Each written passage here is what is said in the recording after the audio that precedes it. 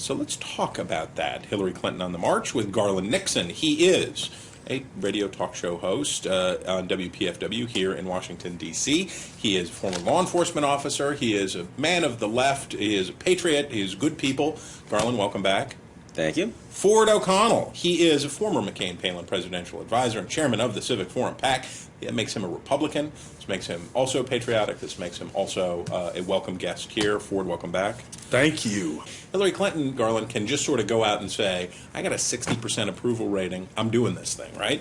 Yeah, and you know, it wouldn't surprise me if one of the things that she heard whispered in her ear the other day at the parade was, well, you know, if there was a vice president position open, right. Just take this resume. Exactly. I think Joe Biden's done a great job. I think I could build on his success. Yeah, so I think what we've got on our side of the fence is, I think we've got people who are scrambling for a vice presidential position and various positions in the Clinton administration that they've already assumed is going to happen. Yeah, but which is scary. We've seen this movie before, Ford. We have. Mark my words. There's a 99% chance she's running. I like to leave myself a little wiggle room.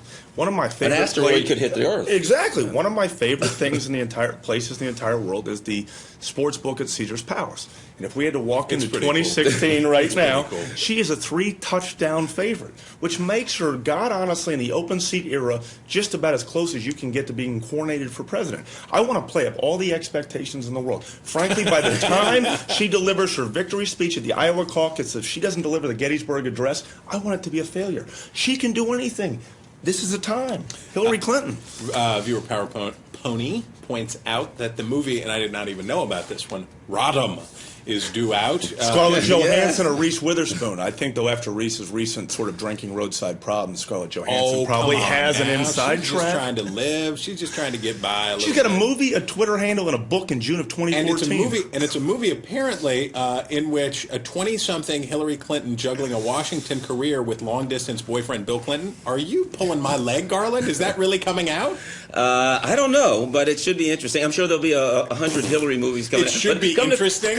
How is that going to be interesting? Come to think of it, I don't like that Death Star analogy because I remember what happened to the Death Star. Well, there is that. But the good thing is that Politico covers politics like TMZ, so they're going to be all over this movie, and we can talk about the reviews soon. I can't imagine that this movie is being made. Absolutely. She's got it all going on. She's going to have literally 100% name ID before the midterm elections even end. Well, she's very. I mean, she already does, but now we're really going to have it.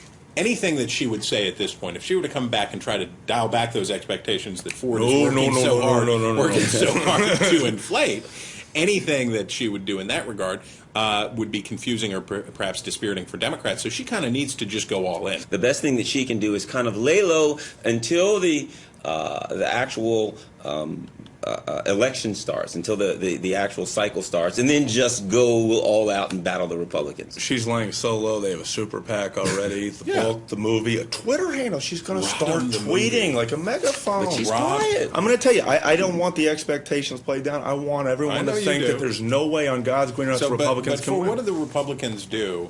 So the Hillary has had already her effect on the Republican Party.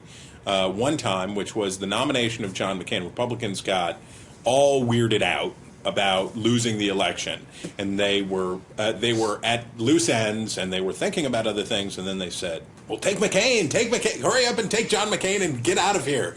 Take this bus, take the Straight Talk Express out of town, and it caused them to take McCain, and then they weren't happy. They were not, and I'm sorry for your. I know. The Republicans weren't happy with what they got. They got to run their own race. They got to figure out who the best person is to speak for them to keep the base happy. There's a lot of people. Just tell us now. I like Chris Christie. I like Scott Walker. I like Marco Rubio. I do like the possibility that Rand Paul could go a little further than a lot of people think. The question is, can he balance that sort of constitutional libertarian thinking with practical governing? He's having a little bit of a hard time with that right now. And if the Republicans can find a way, Garland, to tap in, the libertarians left and right hate the Clintons. They hate the Clintons because it's the idea. How can you hate the Clintons?